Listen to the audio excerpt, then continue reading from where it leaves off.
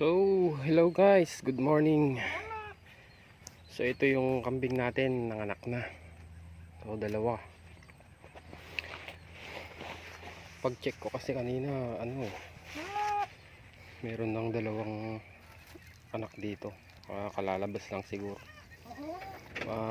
Higit isang oras lang muna siguro to. Pero ito malakas na yung isa, tumatayo na.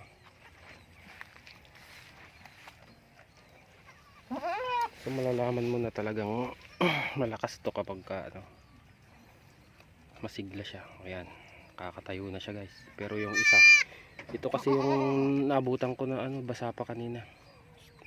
Ito yung kalalabas lang siguro to. Itong isa nakakalakad-lakad na.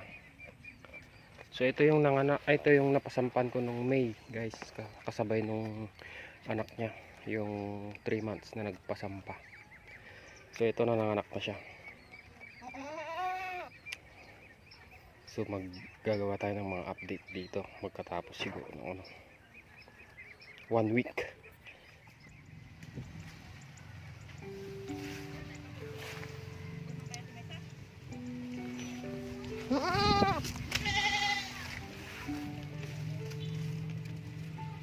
So ito na yung bagong panganak guys na kambing. So 1 week na tong mga anak niya. Ayan, malilikot na rin. Kaya lang pansin ko konti yung gatas. Kasi pag kinambang yung kanyang suso, walang lumalabas eh.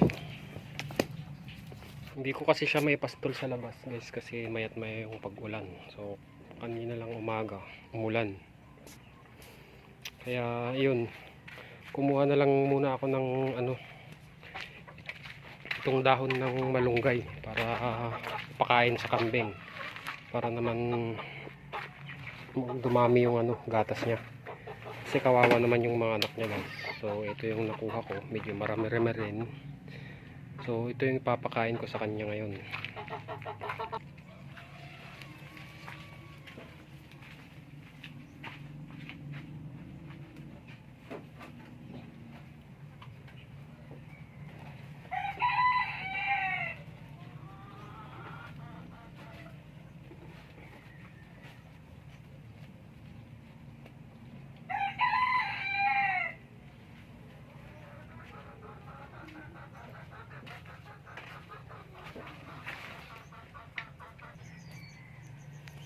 So yun na guys, tuturukan ko pa sana siya ng DCM, kaya lang hindi pa ako nakabili guys, wala pang budget.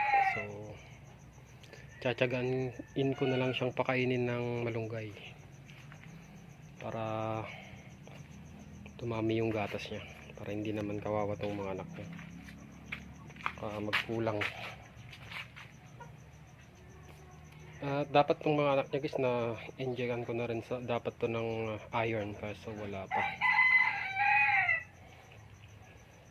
akong budget. Pero medyo masisigla naman na sila, pero i-injekan ko rin to since 7 days pa lang naman sila. Siguro pa pagka 10 days pwede pa tong inject. Tsaka tong nanay nila, mag-i-inject din ako dito ng iron.